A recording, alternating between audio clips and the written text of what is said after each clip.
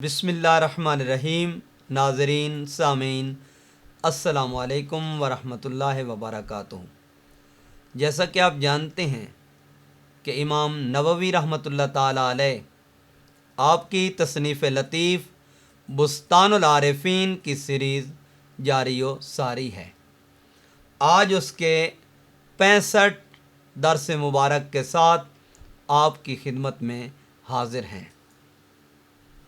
آج اس کی دوسری فصل، پہلی فصل میں اخلاص اور صدق کا ذکر کیا گیا، اور دوسری فصل ہے فصل فی وجوب استحضار النیہ، نیت کے حاضر ہونے کے وجوب کے بارے میں یہ فصل ہے۔ امام نووی رحمۃ اللہ تعالیٰ علیہ آپ نے مختلف امور میں نیت کے عمل دخل کا ایک اہم پہلو بیان فرمایا ہے، اور ایک اہمیت کو، اس کی فضیلت کو، اس کے شرف کو اور اس کی قدر و منزلت کو اجاگر کیا۔ چاہے ان اعمال کا تعلق حقوق اللہ سے ہو، چاہے ان اعمال کا تعلق حقوق العباد سے ہو، حق اللہ میں بھی اور حق العبد میں بھی نیت کی ایک بہت بڑی اہمیت اور نیت کا بہت بڑا عمل دخل ہے۔ آپ فرماتے ہیں اعلم انہ ینبغی لمن اراد شیئا من الطاعات، کہ تو جان کہ بے شک جو طاعات، عبادات اور فرما برداری کا ارادہ کرتا ہے، اس کے لیے مناسب ہے کہ وہ اپنی نیت کو ان میں حاضر کر لے۔ وَإِن كَلَّا أَن يَحْضُرَ النِّيَّةَ، اگر نیت کی حضوری اس میں درجہ کمال تک نہیں پہنچی، لیکن باوجود اس کے کہ نیت کا عمل دخل اس میں لازم ہے۔ وَهُوَ أَن يَقْصُدَ بِعَمَلِهِ رِضَا اللَّهِ عَزَّ وَجَلَّ، فرماتے ہیں کہ وہ اپنے عمل میں اللہ کی رضا، اس کی خوشنودی، للہیت کا قصد بالخصوص اس کے اوپر لازم ہے کہ وہ اللہ کی رضا کی نیت کرے، اس کی خوشنودی کی نیت کرے، اور اس کے قرب اور اس کے تقرب کے حصول کی اس عمل کے اندر، اس طاعت کے اندر نیت کو اختیار کرے۔ وَتَكُونُ نِيَّتُهُ حَالَ الْعَمَلِ، اور اس کی نیت عمل کی کیفیت اور عمل کی حالت کے عین مطابق ہونی چاہیے۔ وَيَدْخُلُ فِي هَذَا جَمِيعُ الْعِبَادَاتِ، اور فرماتے ہیں وہ تمام عبادات کے اندر نیت کو شامل کر لے، نیت کو لازم ٹھہرا لے، نیت کو عملی جامہ پہنا لے، نیت کو اپنا لے، اور نیت کے اندر اپنے آپ کو اس معیار پہ لا کے کھڑا کرے کہ اس کی نیت رضا الہی ہو، خوشنودی رحمان ہو۔ اور کن کن چیزوں میں؟ یہاں امام نووی رحمۃ اللہ علیہ نے چند ایک چیزوں کا ذکر کیا۔ فرمایا من الصلاۃ، جب نماز کے ادا کرنے کا ارادہ کرے تو اس میں اپنی نیت کو حاضر کر لے۔ والصوم، روزے کا ارادہ کرے تو نیت کو حاضر کر لے۔ والوضو، وضو کا ارادہ کرے تو اس میں نیت کو داخل فرما لے، شامل فرما لے، اور نیت کو اس میں خالص فرما لے۔ والتیمم، تیمم کا ارادہ کرے تو اس میں بھی نیت کو لازم ٹھہرا لے۔ والاعتکاف، اعتکاف کا ارادہ کرے تو اس میں بھی نیت کو لازم ٹھہرا لے۔ والحج، حج میں بھی اسی طرح۔ والزکوٰۃ، زکوٰۃ میں بھی اسی طرح۔ والصدقہ، اور صدقہ میں بھی اسی طرح۔ وقضاء الحوائج، اور جو دنیاوی معاملات ہیں ان کے اندر، ضروریات ہیں ان کے اندر بھی نیت کو لازم ٹھہرا لے۔ وعیادت المریض، فرماتے ہیں اگر مریض کی تیمارداری کرنے کے لیے جا رہا ہے تو پھر بھی نیت کو شامل کر لے. وَاتِّبَاعِ الْجَنَائِزِ، اور جنازہ پڑھنے کے لیے جا رہا ہے، نماز جنازہ کے لیے جا رہا ہے تو پھر بھی اپنی نیت کو لازم ٹھہرا لے. وَابْتِدَاءِ السَّلَام، اور اگر کسی کو سلام کرے تو اس میں بھی نیت کو لازم ٹھہرائے. وَرَدِّهِ، اور سلام کا جواب دینے لگے تو اس میں بھی نیت کو شامل کر لے. وَتَشْمِيتِ الْعَاطِسِ، اور چھینک والے کا جواب دینے لگے اس میں بھی نیت کو شامل کر لے. وَإِنْكَارِ الْمُنْكَرِ، اور جن کاموں سے اللہ نے روکا ہے ان سے رکنے کے لیے بھی نیت کو شامل کر لے. وَالْأَمْرِ بِالْمَعْرُوفِ، اور جن امور کا، جن نیکیوں کا اللہ تبارک و تعالیٰ نے حکم دیا ہے امر بالمعروف کرنے لگے تو اس کے اندر بھی نیت کو شامل کر لے. وَإِجَابَةِ الدَّعْوَةِ، اب دیکھیں اگر کوئی دعوت پیش کرتا ہے کھانے کی، گھر میں حاضری کی، دعوت کرتا ہے تو فرمایا وَإِجَابَةِ الدَّعْوَةِ، جب کسی کی دعوت کو قبول کرے تو اس میں بھی رضا الہی کو شامل کرے، اس میں بھی نیت کو شامل فرما لے.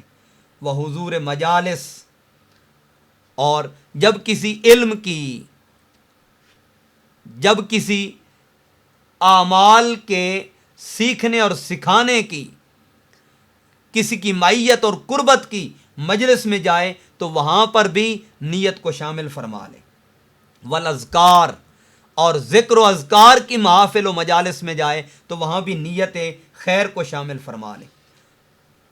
وزیارت الاخیار، اور امت کے نیک لوگوں کی زیارت، اولیاء اللہ کی زیارت، صالحین کی زیارت، اہل اللہ کی زیارت، اہل حق علماء کی زیارت کے لیے جائے تو اس میں بھی نیت کے اندر خیر کو اور ارادے کو اور نیت کے اندر حسن نیت کو شامل فرما لے کہ میں اللہ کے محبوب بندوں کی صحبت میں جا رہا ہوں، وہاں سے فیض یاب ہوں گا، شرف یاب ہوں گا. پھر فرماتے ہیں وَالنَّفْقَةِ عَلَىٰ أَهْلِ، اگر اہل و عیال کے نفقہ اور ان کو خرچہ دینے لگے ان کے نان و نفقہ میں، کہ وَالنَّفْقَةُ عَلَى الْأَهْلِ، اہل و عیال کے نفقہ میں بھی نیت کو شامل فرما لے.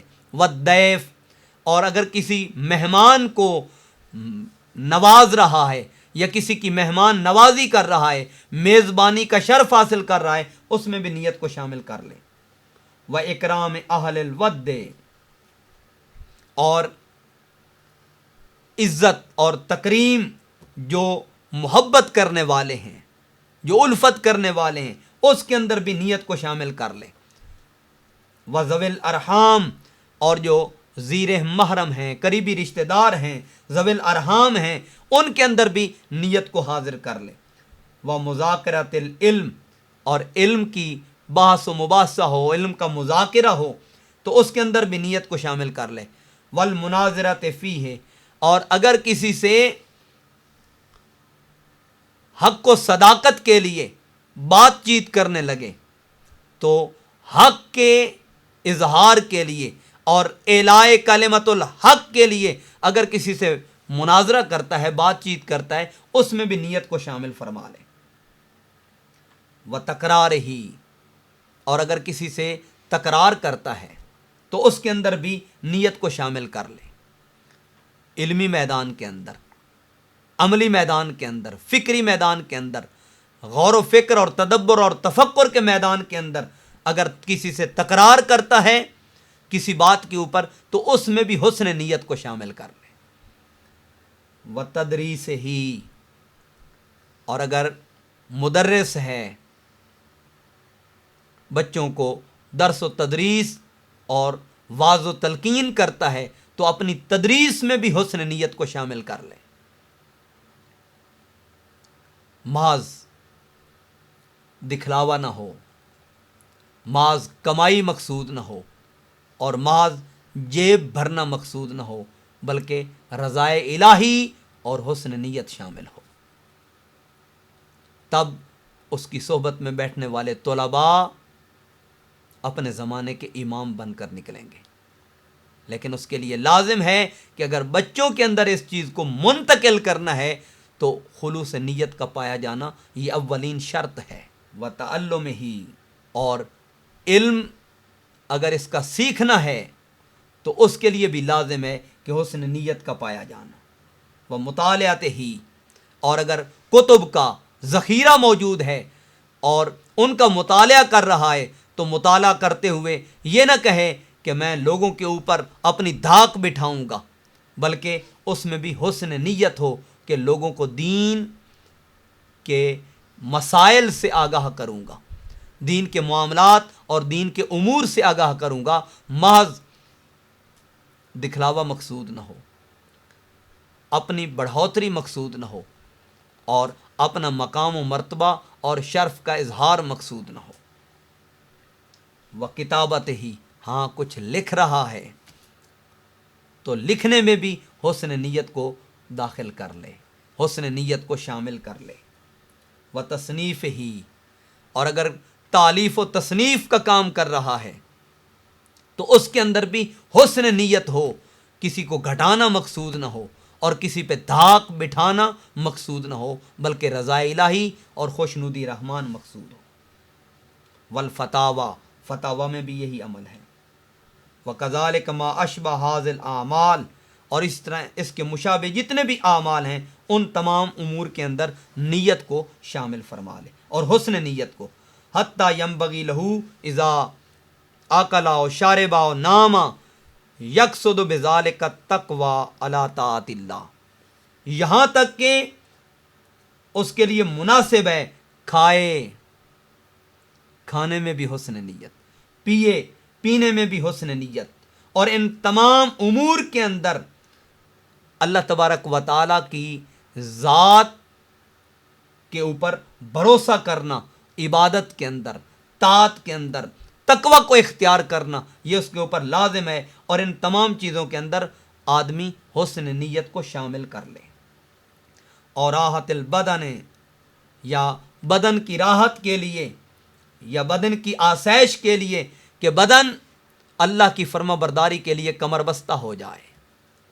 اگر اسے کھلاتا پلاتا ہے تو کھلانے پلانے میں نیت یہ ہو کہ یہ اللہ تعالیٰ کی عبادت، اس کی بندگی اور اس کی طاعت و فرما برداری کے لیے کمر بستہ ہو جائے. پھر فرماتے ہیں وَكَذَلِكَ إِذَا أَرَادَ جِمَاعَ زَوْجَتِهِ، جب اہل و عیال کی قربت کا ارادہ کرے، ان کے پاس جانے کا ارادہ کرے، تو اس میں بھی خالصتاً اس کی نیت یہ ہو کہ یہاں سے اگر اولاد پیدا ہو تو اولاد کی پیدائش کا مقصد کیا ہو. فرمایا یعبد اللہ تعالی، وہ خالصتاً اللہ کی عبادت کرے، اور نیت کیا ہو، تحصیل ولد صالح، کہ اچھی اولاد جنم لے جو اللہ کی فرما بردار ہو، اللہ کے رسول صلی اللہ علیہ وآلہ وسلم کی فرما بردار ہو. وَإِعْفَافَ نَفْسِهِ وَصِيَانَتَهَا مِنَ التَّطَلُّعِ إِلَىٰ حَرَامٍ وَالْفِكْرُ فِيهِ، اور اپنے نفس کے اندر اعفاف کو طلب کرنا، راحت کو طلب کرنا، درگزر کو طلب کرنا، یہ بھی فقط اس کی رضا کے لیے ہو، اور اس کا بچانا کہ وہ حرام سے ایک رائے کے دانے کے برابر مطلع ہو، اپنے نفس کو اس سے بھی محفوظ کر لینا، اس سے بھی بچا لینا.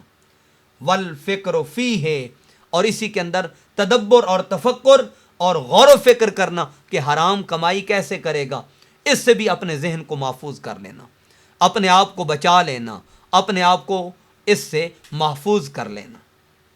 پھر فرماتے ہیں فمن حرم النیہ فی ہذہ الاعمال فقد حرم خیرا عظیما کثیرا، اور جو ان تمام امور میں نیت سے معروم ہو جاتا ہے ان تمام اعمال کے اندر، تو فرمایا پس تحقیق وہ خیر کثیر اور بہت بڑی بھلائی سے محروم کر دیا جاتا ہے.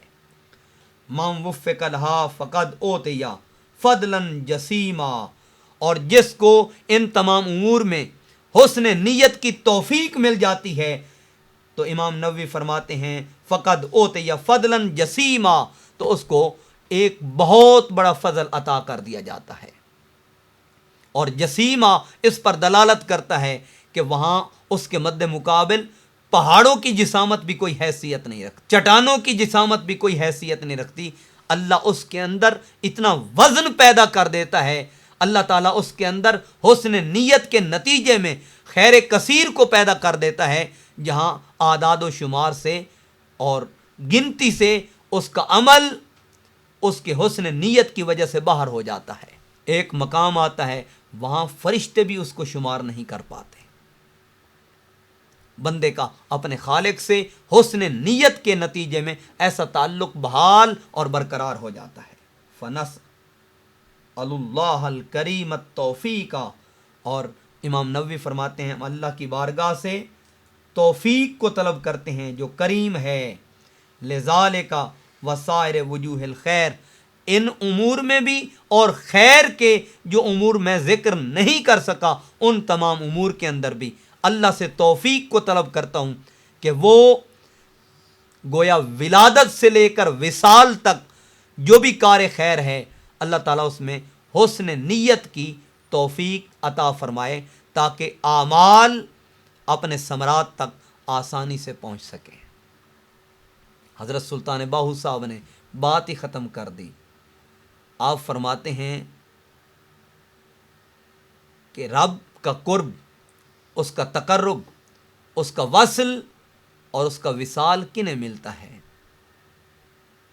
فرمایا رب انہانو ملدا حضرت باہو نیتاں جنہ دیاں اچھیاں ہو، کہ جن کے اعمال میں حسن نیت پائی جائے. اعمال کا ثمرہ تو اسے ملنا ہی ملنا ہے. فرمایا فقط اعمال کا ثمرہ ہی نہیں ملتا بلکہ ثمر عطا کرنے والا خالق وہ بھی اس بندے کو اپنے قرب سے محروم نہیں رکھتا، اپنے وصل سے محروم نہیں رکھتا، اپنے تقرب سے محروم نہیں رکھتا. گویا اس کے تقرب کے حصول کے لیے لازم ہے کہ اعمال کے اندر حسن نیت کا پایا جانا. آئیے اس کا اہتمام کریں. اور حسن نیت کا تعلق انسان کے قلب کی طہارت سے ہے، انسان کے دماغ کی پاکیزگی سے ہے، اور ان دونوں کی طہارت کسی مرد کامل کی صحبت میں بیٹھنے سے آتی ہے، اللہ کے ذکر سے آتی ہے. اس کی رضا اور اس کی خوشنودی کو پانے کے لیے قلب و ذہن کا پاک ہونا یہ لازم ہے. اور ان کا تعلق اور ان کا رشتہ ناتا اللہ کے ساتھ ساتھ، اس کے انبیاء کے ساتھ ساتھ، مرسلین کے ساتھ ساتھ، صدیقین اور صالحین کے ساتھ ہونا بھی لازم ہے. بہت شکریہ.